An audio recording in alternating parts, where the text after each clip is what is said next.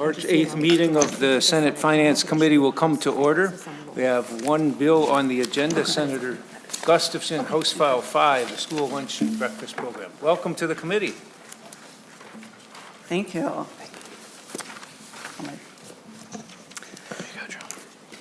Thank you, Chair Marty and members. Before you is SF 123. As a teacher and a mom of 4, I know both sides of this story. My daughter texts me almost daily to ask if her and her sister had enough money in their account for lunch. Sometimes we do, sometimes we don't. Usually I'm able to transfer some money over and it's fine, but there are many years when I struggle to do that. And unfortunately, this is common with many families in Minnesota. As a teacher, I've had countless students come to my classroom looking for food, not just for themselves, but often for their siblings as well.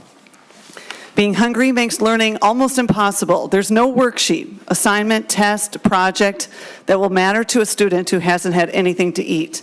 There's not a reading program or a math strategy that will improve scores if a student doesn't know where their next meal is coming from. First and foremost, providing free meals in schools ensures that all students have access to nutritious food, regardless of their family's income level. Furthermore, providing free meals in schools can also help reduce the financial burden on low-income families. Many families struggle to make ends meet, and the cost of school meals can be a significant expense. By eliminating this cost, we can help ease the financial stress on these families and allow them to use their limited resources on other important expenses. Often we go into our communities and we say we're going to work hard to keep hard-earned money in the pockets of the families that we represent. This bill would do just that. Look at it like a tax cut with the benefit of knowing that kids are getting the food that they need. Additionally, offering free meals in schools can help reduce the stigma associated with receiving free and reduced price meals. Many children are embarrassed to be seen as receiving free meals. This can lead to feelings of shame and isolation. By providing free meals to all students, we can eliminate this stigma and create a more inclusive school environment. Finally, the connection between nutrition and mental health can't be underlined enough. When students have access to nutritious meals, they experience less anxiety, mood swings, and an improved ability to focus. Right now, as we sit here, an estimated 274,886 students are on free and reduced lunches in Minnesota. And that doesn't count low-income families that are just over the qualifications required for free and reduced meals. Universal meals in our schools isn't a publicity stunt. It isn't a nice thing to do. It's a critical policy that will improve the lives of thousands of Minnesota students and families. This bill provides universal lunch and breakfast to all Minnesota school students. It puts money back in the pockets of families. It makes sure students have what they need in school, and most importantly, it ensures that our children have the food they need to learn and be healthy. I'm proud to say that this bill has bipartisan support, including Senator Duckworth, who said, quote, "This bill is the right thing to do," something he felt strongly about after talking with his own children. I ask for that same support today. Thank you. Thank you, Senator Gustafson. And with that, I believe we had a couple of amendments that we have sent. We have A9 amendments. Is that? Or you wanted to my apologies, Mr. Chair. I think I did tell you A9, but I was thinking the A7 makes a little bit more sense to do that one first. Yeah, the A7 amendment, which should be been handed out, and Senator Champion moves that, and we're going to incorporate on line 1.1, delete Senate File 123 and insert House File 5. To that amendment, Mr. Naumann, do you want to? So, Mr. Chair and members, this amendment updates the underlying appropriations for school breakfast and school lunch in reverse order for the February forecast. The bill has been here for a while and was drawn originally to the November forecast. So this updates appropriations for the effect of the changes as well as the new forecast. Questions on that? Senator Pratt. Thank you, Mr. Chair and Mr. Naumann. So we're updating the forecast on meals served, but we're not making any changes to the underlying fiscal note? Mr. Naumann. Mr. Chair and Senator Pratt, I think I will I'll phone a friend on this one. I know the answer, but Jenna has done a little bit more work on it, so I think she's got a little bit more detail. Welcome to the committee. Thank you, Chair Marty and Senator Pratt, for the question.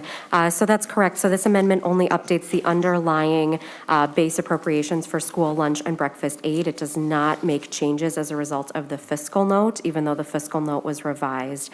The new fiscal note it incorporates data that's actual data from fiscal year 18 and 19. And so as that's already final data that the amounts are based upon, and we'll get into that in a little bit when we go through the fiscal note, there weren't any changes to the actual fiscal note. Further discussion, if not, on the A7 amendment? All those in favor say aye. Aye. Opposed? Motion prevails. And then Senator Champion, the A9 amendment, I guess, which we would need to incorporate on page 2, line 12, delete supplemental. That will be incorporated in the amendments you offered, Senator Champion. Thank you. So moved. Mr. Nauman or Ms. Hoffer? Mr. Chair and members, I will do a quick run through on this one. If there's detailed questions, Ms. Hofer can handle them. As a consequence of providing free meals, or universal meals, I should say, there has been some concern that this will act as a disincentive for parents to complete the free and reduced lunch form. And the Senate has spent a little bit of time doing some thinking about how to hold school districts harmless as a result of that potential loss. And so I think what is in front of the committee in the form of the A9 is some calculations related to the compensation revenue pupil units, which is the count that's used for compensatory revenue, acts as a little bit of a hold harmless. Won't say it's a complete hold harmless, but it does hold the pupil counts at the 2024 projected high or actual high, which is before the assumed full count will occur. The new counting procedure will occur in 2025. And if I miss something, I know Ms. Hofer will correct me. And it's paid out 90%, 10% the following year? Mr. Chair, this is one of the K-12 shifted programs. So yes, you're right, the 90% payment in the current year, and then there's a 10% lagging payment. So that's why the appropriation is structured in that manner on line 2.14 as well as 2.15. Is there any further discussion on the amendment? Senator Pratt. Thank you, Mr. Chair. I guess I'm still a little bit confused on the holding at the 24% high, and maybe Ms. Hoffer can explain if there is a change in how we're counting students. I guess I wasn't aware of that. Not sitting on the education committee anymore. Ms. Hoffer, and can you move a little closer to the mic or speak a little bit louder, please? Yes, thank you, Chair Marty and Senator Pratt, for the question. So we'll take a step back for a second and discuss the ways in which free and reduced price lunch pupils are counted. So there's two different ways that they can be identified. So families can turn in a form that certifies that the student is eligible for free or reduced price lunch, or a child can be directly certified through a variety of different programs, which would include things like SNAP or Medicaid. And so Medicaid was recently added, and that became part of the November forecast. And as a result, we saw an increase in the number of students who were directly certified and became eligible for free and reduced price lunch. And so as a result of the underlying bill, there is a notion that families will be disincentivized to submit the free and reduced price lunch forms because they're not needed for the student to qualify for a free meal. And so what the A9 amendment does is it attempts to hold districts harmless so they won't lose compensatory revenue as a result of the free school meals bill. So what the amendment does is it directs MDE to look at the actual compensation revenue pupil unit counts for fiscal year 2024 and fiscal year 2025, and then provide compensatory revenue based on the higher of fiscal year 24 actuals or fiscal year 25 actuals. Does that make sense? Senator Pratt. Thank you, Mr. Chair. So Ms. Hoffer, I'm just kind of curious then, what happens after the 2024-2025 school year? Because it looks like this is a one-time payment, and this is going to be a problem that schools face on an ongoing basis. Ms. Hoffer? Chair Marty and Senator Pratt, thank you for the question. So you are correct that this is a one-time hold harmless. In fiscal year 2026, the compensatory revenue calculation would revert back to counting compensatory revenue pupil units in the same way as it regularly does. I think what's going on is we're a little unsure of how many students might not turn in forms. And so as a result, this provides a one-time fix, and I think it would be possible for the legislature and MDE to re-examine how many forms were actually not completed and address this in a more complete manner if, in fact, there is a significant reduction in compensatory pupil unit counts as a result of the bill and families not submitting free and reduced price lunch forms. Senator Pratt? Thank you, Mr. Chair. Well, Ms. Hoffer, going back to your other comment, it's not just about the free and reduced lunch form anymore. As you said, it's Medicaid, it's SNAP, it's other benefits that are identifying these students and providing additional supports to the schools. Why will that change, and why do we need to have this piece of it incorporated, right? If presuming that a high percentage of those students, we already have the forms, and any of the students that aren't turning in forms are being picked up through these new ways of identification, right? Ms. Hoffer? Chair Marty and Senator Pratt. So currently, a vast majority of free and reduced price lunch pupils on a statewide basis are identified through direct certification. However, on a district level and a charter school level, the percent of students who are directly certified versus those who are counted based on forms varies significantly.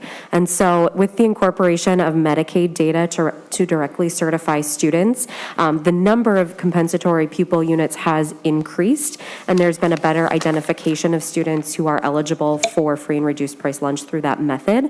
However, since the November forecast was the first time that we saw the incorporation of that Medicaid data, it's unclear how many additional students might be identified in future years and what impact that might have on students who are only identified via the form.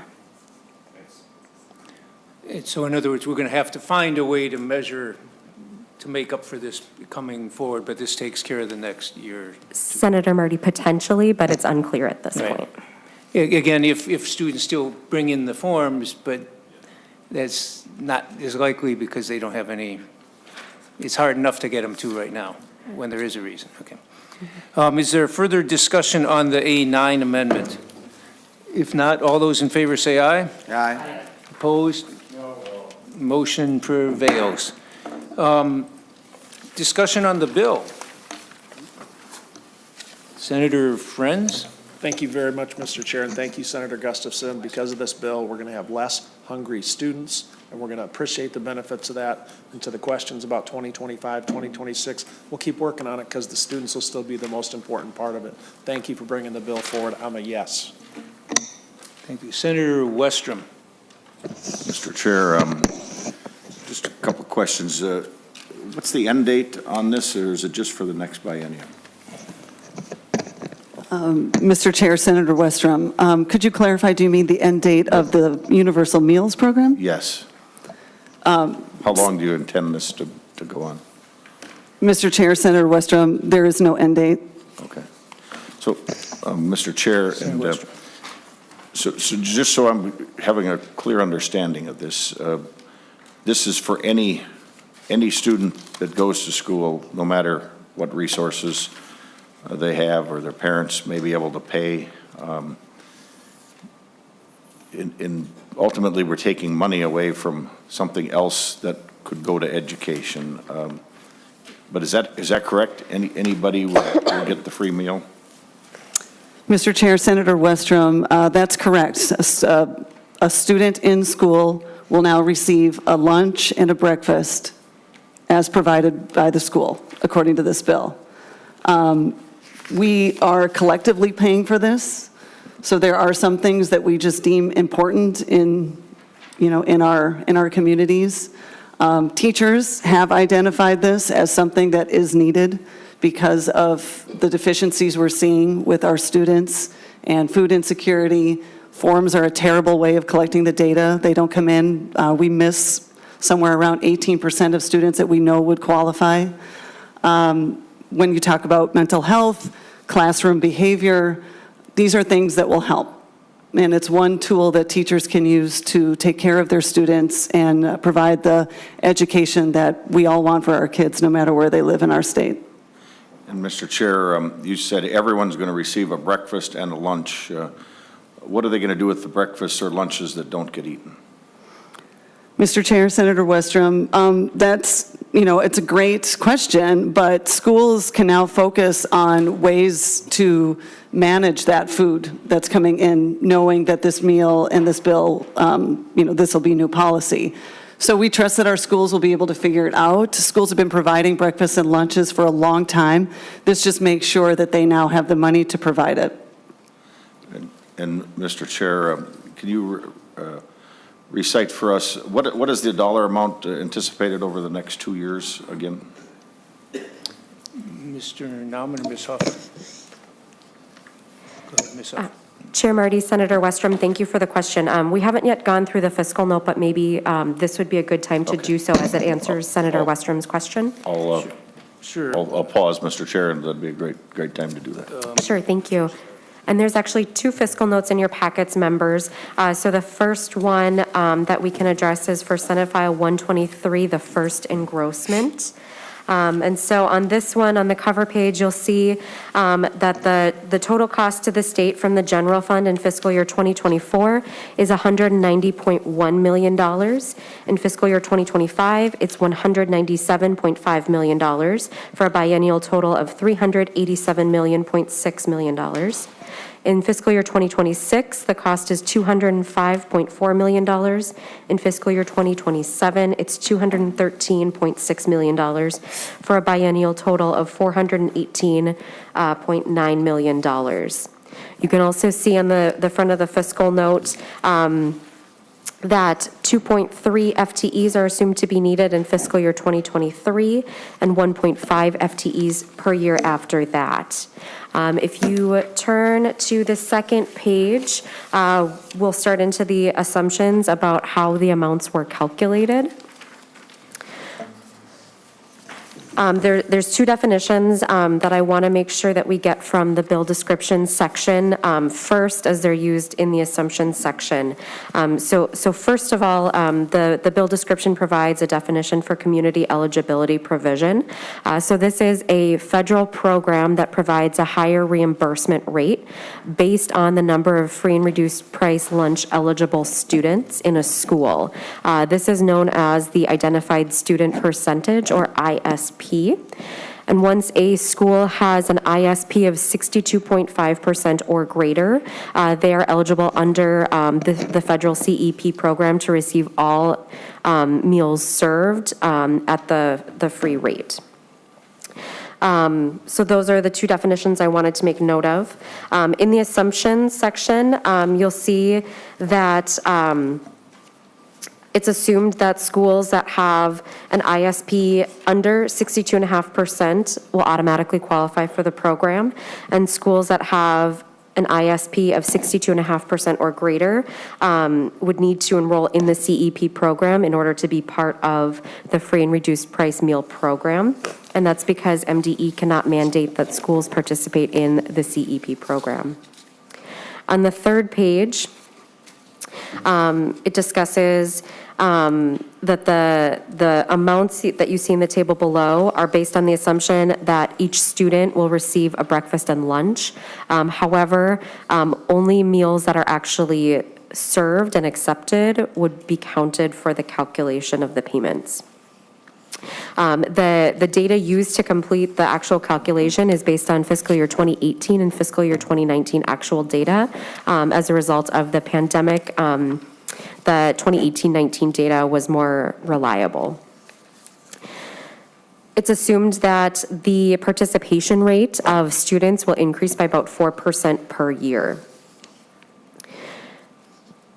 The costs for the meals below represent some of the Medicaid data as well. That's incorporated, and you can see how that's incorporated in two different lines, the total required CEP lunch savings and breakfast savings. Finally, the FTE costs and minute costs associated with the bill are as a result of needing to hire 2.3 FTEs for nutrition program consultants, and these would provide additional training and technical assistance and review activities for the programs. And then a 1.5 FTE on an ongoing basis to coordinate and maintain the program, as well as a half an FTE to review the existing and the increased volume of CEP work. In the table below, you can see how the assumptions are incorporated. So on the third line of the table, you'll see the total universal meals lunch cost. In fiscal year 2024, you can see that's estimated at $175.2 million. The next line shows the required CEP lunch savings. So this would be federal aid that would be coming into the state to offset the state's cost of the program as a result of schools that are participating in the CEP program. This would reduce the state cost by about $370,000. And that would get you to the total combined lunch cost for fiscal year 2024 of $174.9 million. These calculations are replicated below for the breakfast program. In fiscal year 2024, you can see the total universal meals breakfast cost is estimated at $15 million. The total CEP savings or federal aid coming in would be $185,000. And then the combined breakfast aid as a result of the program would be $14.8 million. The bottom two lines show, again, those total combined lunch and breakfast costs. And if you turn to the fourth page, the next section of the table shows the minute IT costs. And those would be a total of $90,000 in fiscal year 2024. So that would be a one-time basis to update the CLICS data system, which is the IT system that the Department of Education uses for applications and counting meals. And then below that, you can see the FTE costs associated with the bill. I do want to note that in the bill language, the fiscal note assumptions, the 2.3 FTEs at $309,000, that is actually needed for fiscal year 2023. And you'll see in the bill language that the bill appropriates money for that FTE as well as those IT costs in fiscal year 2022 and makes that, fiscal year 2023, and makes that money available through fiscal year 2025 for those startup costs. As a result, you get to the total on the bottom line of the table. In fiscal year 2024, again, it's $190.1 million. In fiscal year 25, it's $197.5 million. Fiscal year 26, it's $205.4 million. And fiscal year 2027 is $213.6 million. Mr. Chair, I'm glad to answer questions if there are any. Thank you. Questions on that fiscal note? Senator Draheim. Thank you, Chair, and thanks for the information on the fiscal note. I had just a couple questions on the CEP program. What percentage of our schools participate in that and meet the federal guidelines? Would be my first question.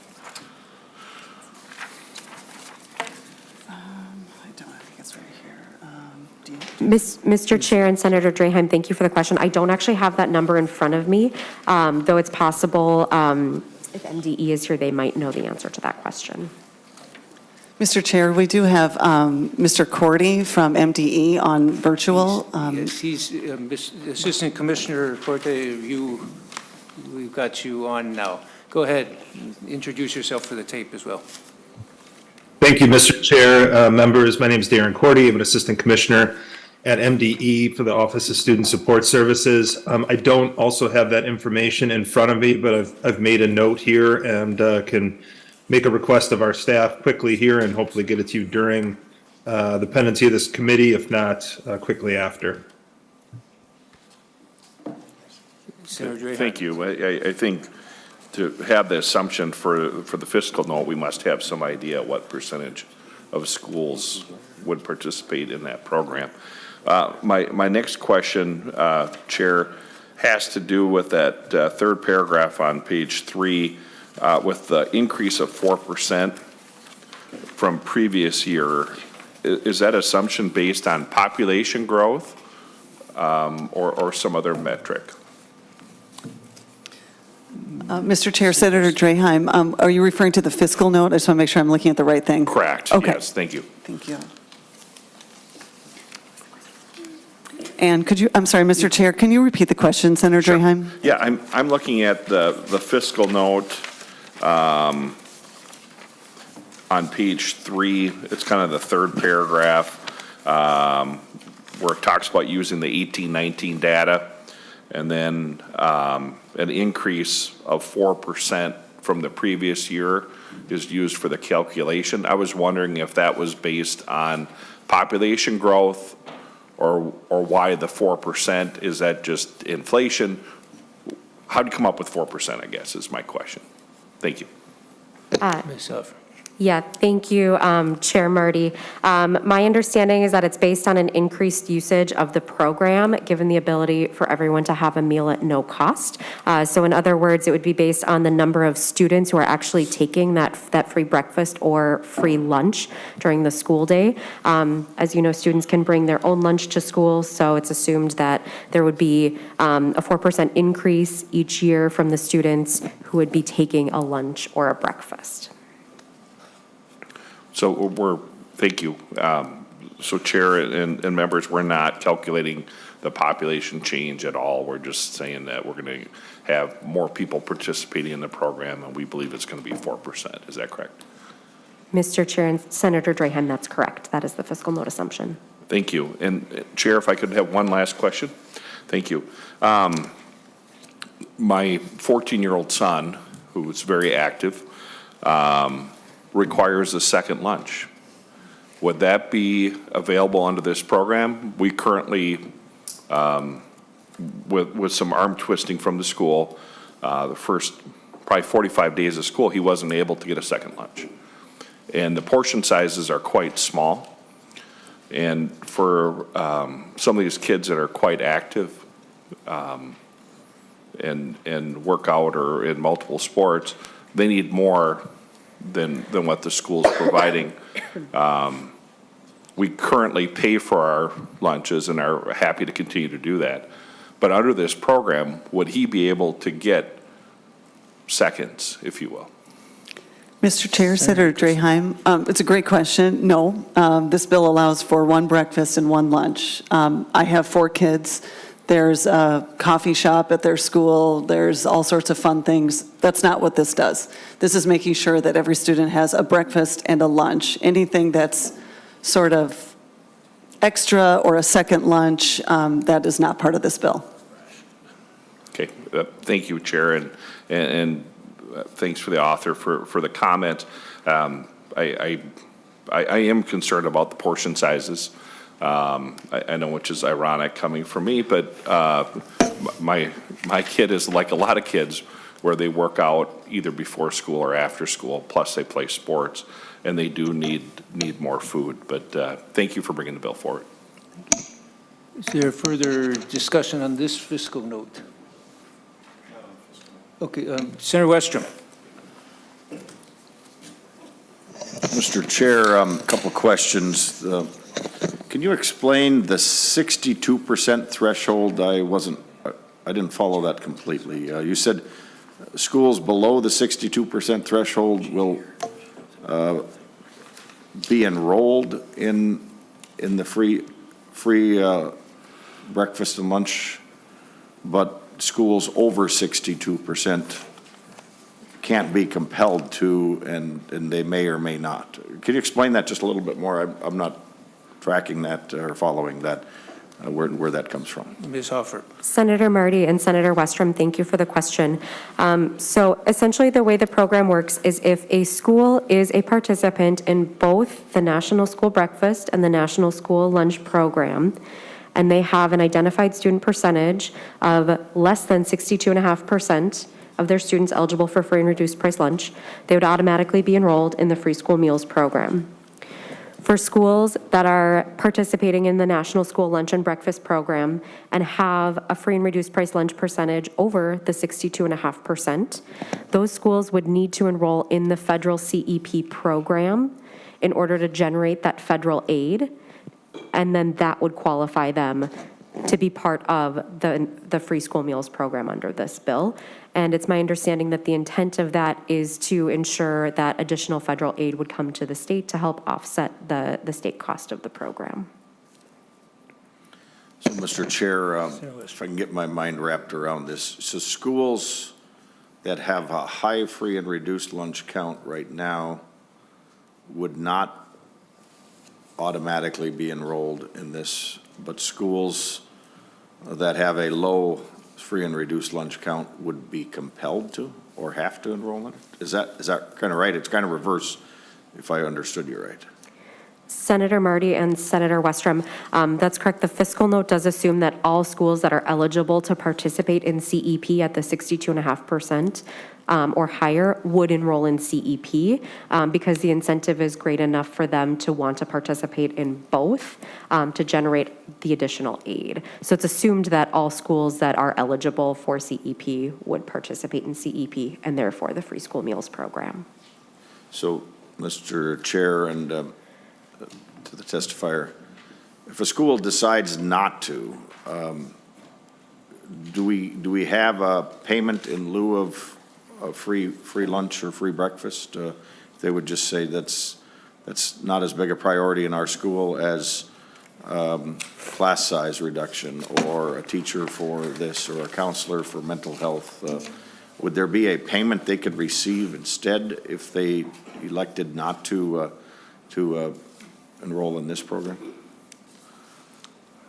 Senator Marty and Senator Westrom, yes, so if a school was not participating in the free school meals program because they were either not participating in both the National School Lunch and Breakfast Program or the CEP program, they would still be eligible for state aid under the current model for both school lunch and school breakfast. And so you can see that language on page 2, line 10, maintains the existing school lunch aid amounts for those schools. And then on page 4, I apologize, page 6, line 6.5 and 6.6 maintains the breakfast amounts under the current system, and those schools that were not participating in the free school meals program would still receive that aid. Okay, so, Mr. Chair, so they'd receive their current aid. Is it assumed that there's more money going to the school if they provide free breakfast and free lunch for everybody, or is that not an automatic?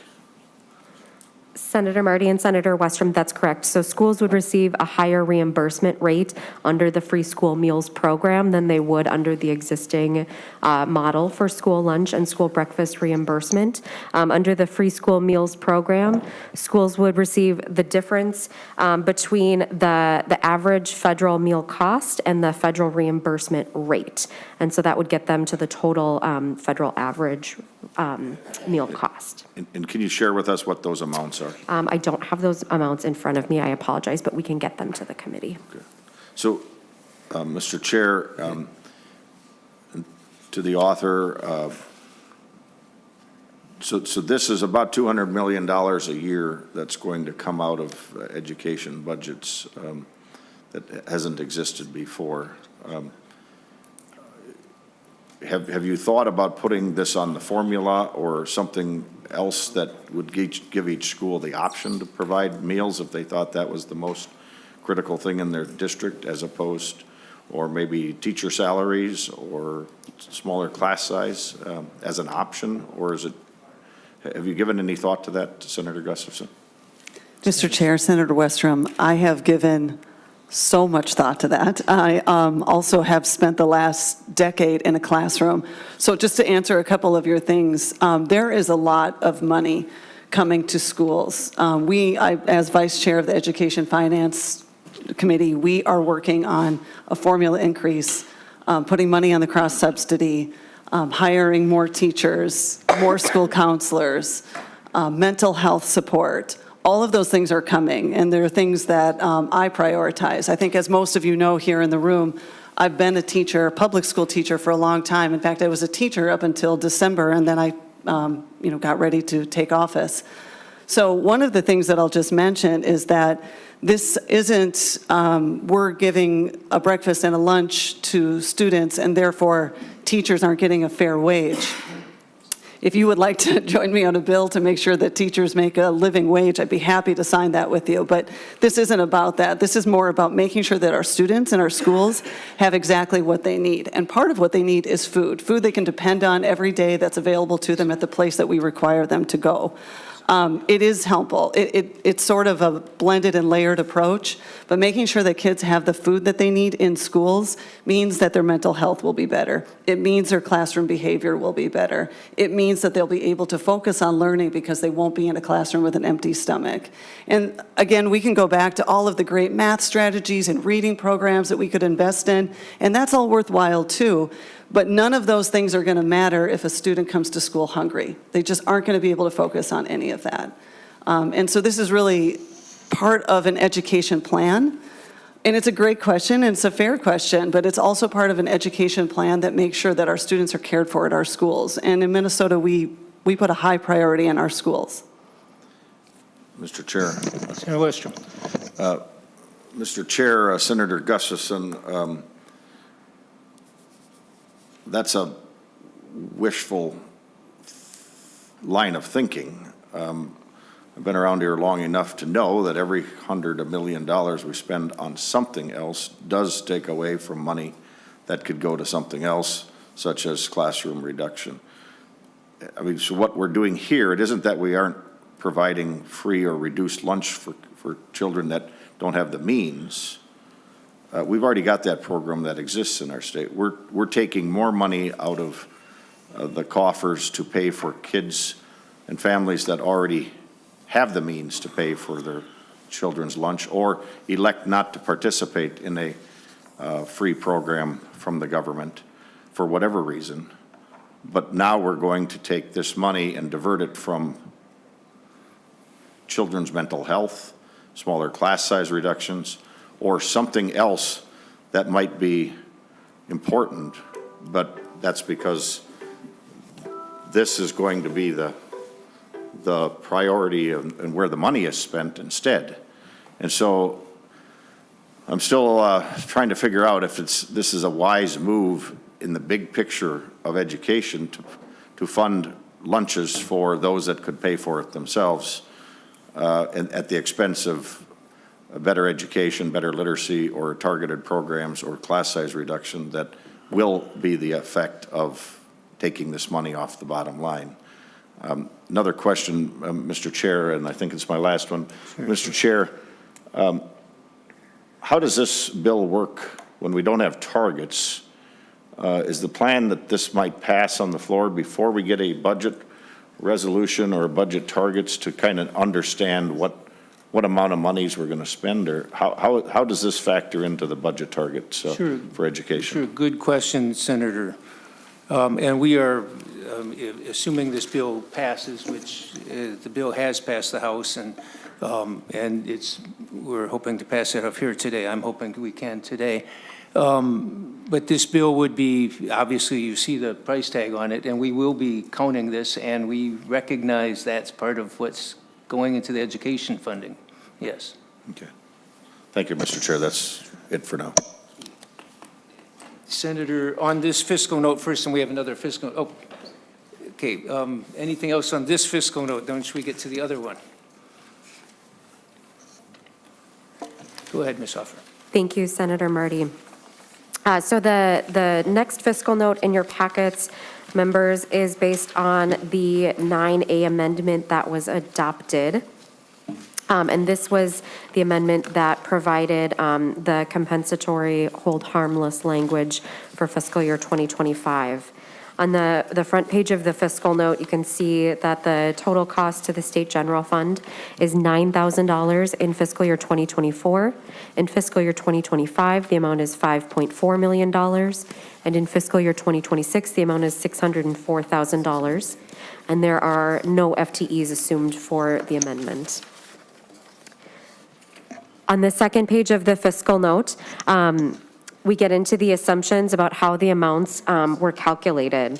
And so what MDE did was they looked at the fiscal year 2024 data for compensatory revenue at the district level. MDE does not have site level data, but what they did was they estimated the site level data for fiscal year 2024 and fiscal year 2025 based off of the compensatory revenue total amounts.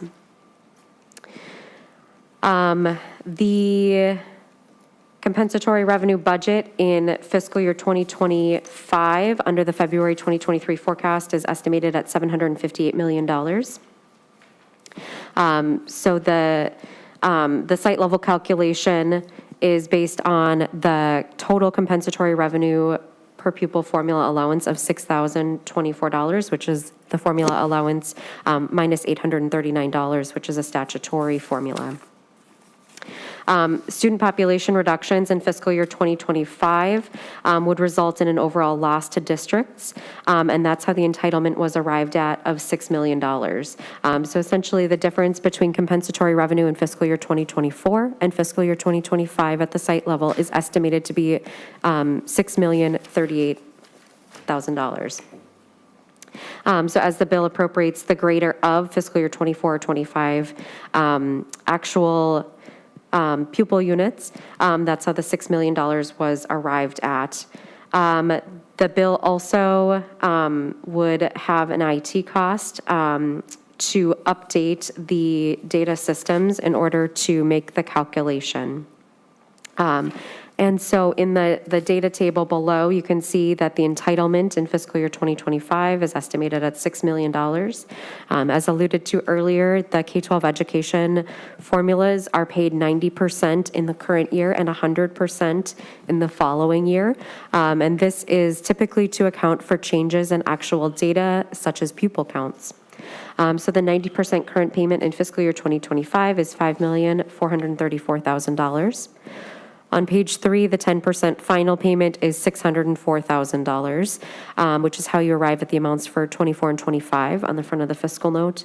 And then finally, the IT costs of $8,800 in fiscal year 2024 are shown as well. Thank you. Are there questions on this fiscal note? If not, discussion back to the bill. We have Senator Dames and Senator Pappas online. Well, thank you, Mr. Chair and Senator Gustafson. Can you tell me, are there other states that have implemented this program? Mr. Chair, Senator Dames, I believe we would be the third or fourth state to do this. Thank you, Mr. Chair. Follow up.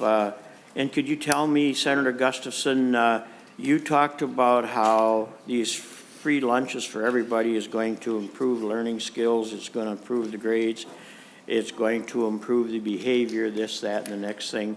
Do you have any statistics from these other states showing that this actually happened? Or is this just what we're assuming will happen according to the request of folks in education? Mr. Chair, Senator Dames, I don't have the data points on other states' students and their levels of behavior in classrooms, but I can do some research for you and bring it to the committee. I can tell you from my own experience in working in several different schools, both charter schools, public schools, private schools, and I'm not alone. I've worked with hundreds of teachers, so you can use my experience as data if you would choose or not, but I will just share that it is a real problem. It's a concern. Anybody who's in the classroom knows that.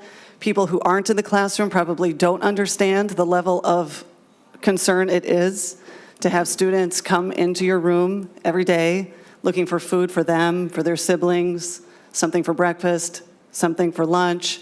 Maybe the most heartbreaking is kids who come to you on the afternoon right before a school break, asking if they have anything, or if you have anything in your classroom that they can take home with them. It might surprise you what these students look like. Students are really good at blending in and looking like everybody else, despite what might be going on at home. So I hear the concerns about this could be, we could use this for education, we could use that for education. I can't stress to you enough how good of money this is. This is for schools. This is money well spent on schools because it goes directly to students, which will help them as they learn. I think anybody who's in a classroom knows that. And I can attest to that myself. As of December, I saw that myself. Thank you, Mr. Chair and Senator Gustafson.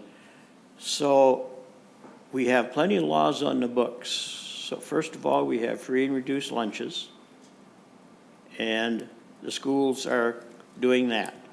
We also have anti-lunch shaming programs that have been implemented, and those seem to be working.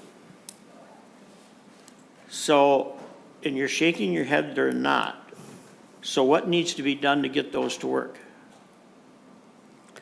Mr. Chair, Senator Dames, so you're talking about the National School Lunch Program. That catches a lot of kids. Direct certification will go on to catch even more kids.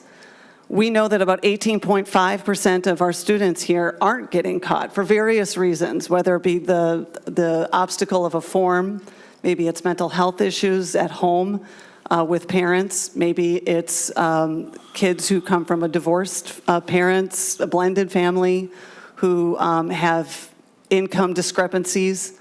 Also, life happens. You might have a job in September, and you might not have that job in January. All sorts of things happen, so we know that we miss a lot of those kids. It's tough to find that 18.5% with just forms because it puts the responsibility of the forms on them. And if parents are doing it for various reasons that may or may not be their fault, I don't want to blame parents for this, but sometimes it's not their fault. And if the forms don't get turned in, the person that suffers is the student. So what we're trying to do is eliminate that from happening. But we're also asking that, most schools participate in the National School Lunch Program, which is a federal program. That's part of this bill, too, is making sure that federal dollars are used first, and then the state will help. Thank you, Mr. Chair. And Senator Gustafson, this 18.5%, are those current numbers? Where is that number coming from? Senator Marty and Senator Dames, thank you for the question. I can respond to that. So the data set from this past fall's free and reduced price lunch counts shows that of the total number of students who are eligible for free and reduced price lunch, 18.5% of those students are only eligible as a result of a form that was submitted. The remainder of students were directly certified for free and reduced price lunch. And can you tell me, Mr. Chair, and Senator Gustafson, can you tell me how much that percentage changed when the lunch shaming program came into place? Did that number go down? Mr. Chair, Senator Dames, there's no evidence that that number went down. And you statistically have statistics to show that? Mr. Chair, Senator Dames, I don't have statistics. Okay, thank you. Thank you, Madam. Thank you, Senator Gustafson. Appreciate the information, and thank you. Is there further discussion? Senator Pratt? Oh, she stepped out, and so, go ahead. Just a couple of thoughts here. Senator Gustafson, you just mentioned that, look, I understand that it's hard for a hungry kid to learn. And I get that you see this every day, and I'm not going to try to discount your experience at all. I'm just kind of curious, though. You mentioned you've got kids coming in, looking, they don't know where their next meal is coming from. They're looking for food to take home before break, maybe for siblings for the evening meal. How will this bill help that? As I understand it, and let me just say, this is covering breakfast and lunch, but this isn't going to cover evening meal. This isn't going to cover Christmas break. It's not going to cover spring break. How does that experience fit in? Because we're using this as an example and it's not even relevant. Mr. Chair, Senator Pratt, that's a great question. And I love that question. One of the things that I would say is that this isn't going to solve all of the problems of poverty and all of the students who are living below and just slightly above the line of poverty. But this helps, right? This means that we know that they're going to have at least 2 meals. Outside of that, I'm going to rely on other resources that I would have in my classroom. And you're right, there's lots of problems. I've had to buy kids winter coats, reading glasses, toys that they could give their siblings for Christmas. That doesn't do any of this. But this helps, and this gets us one step farther to making their lives a little bit better. And so I can't stress enough that this is putting money back in the in the pockets of people, families across Minnesota, and at the same time, it's doing a really good public good of something that we desperately need help with. Senator Pratt. Well, again, Mr. Chair, I agree that, it's important for kids to learn.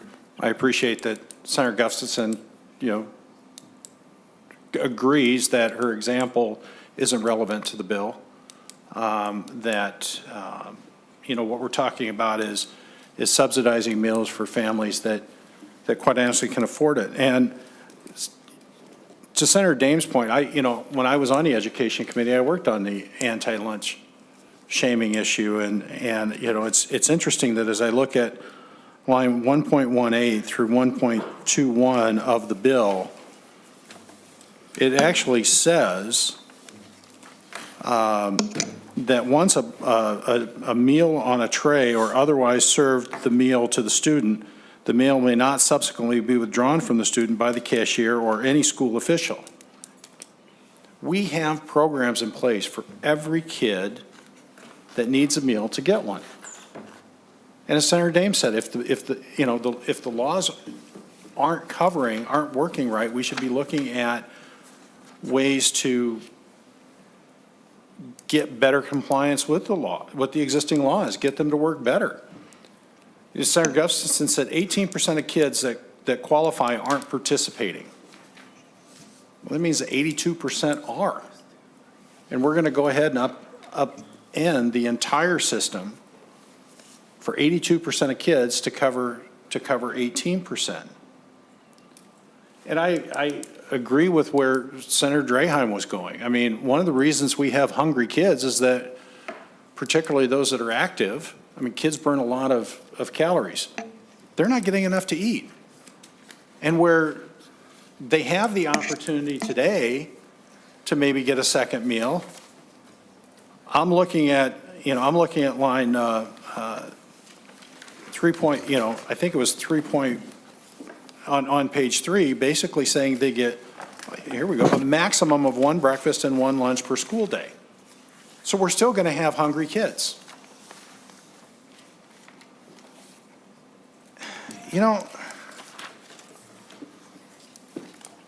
I think more importantly, we have local school boards to address these issues. And $200 million a year is roughly 3% on the formula. And if this is a problem for a community,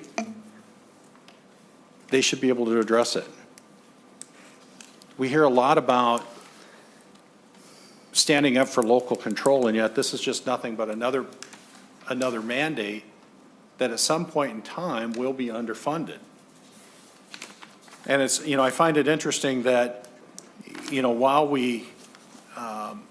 while this program will eventually be underfunded, just like special ed was eventually underfunded,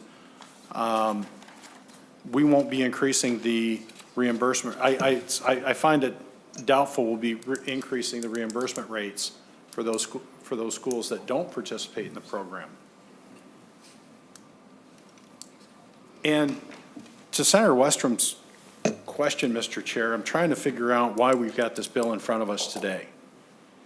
Because there's no expenditure until fiscal year 2024. And I fail to see the urgency in this, since we're not going to be rolling out a program until next year. And I think it just ought to go through the normal budgeting process. If the Education Finance Committee decides that this is how they want to use their target, then they should use it that way. But I just continue to see the bills coming from the majority, spending money in the next year's budget ahead of even targets being set, that won't have any impact until after the new budget kicks in. So, Mr. Chair, I'll leave it at that, but I think I continue to be frustrated by the majority's process of spending hundreds of millions of dollars before we move forward. And it looks like I'm going to get the lawyer response to my comments. Senator Friends. Well, first of all, thank you, Senator Pratt, Senator Drahan, Senator Westrom, Senator Dames. We should be asking questions about the money, but I just want to make the quick point here, Senator Gustafson, and for everybody. We're talking about providing food for these students at the time when it is the most helpful for what we're trying to focus on, which is their education. And for that reason, I'll be a yes vote on sending this bill to the floor. Thank you, Mr. Chair. Thank you. And Senator Gustafson, I remember hearing a few years ago when on standardized testing days, a number of school districts figured out they provide universal meals to everyone and their test scores went up. And so they decided it's a great thing to do. Whenever there's a standardized test, we'll provide free meals. The question is, what about all the other days? Because the kids learn better so they can do better on the test. So I applaud you for bringing the bill. Is there further discussion on the bill? If not, all those in favor say aye. Aye. All those opposed? No. Motion prevails. Thank you, Senator Gustafson and members of the committee. And with that, we have a meeting tomorrow. And Friday, we're going to have one. Apparently, Senator Pappas, your bonding bill is going to be before us on Friday afternoon. And for those who are planning to be out of town on Friday, we are taking remote voting that day. So please let our office know if you're interested in that. With that, this meeting's adjourned.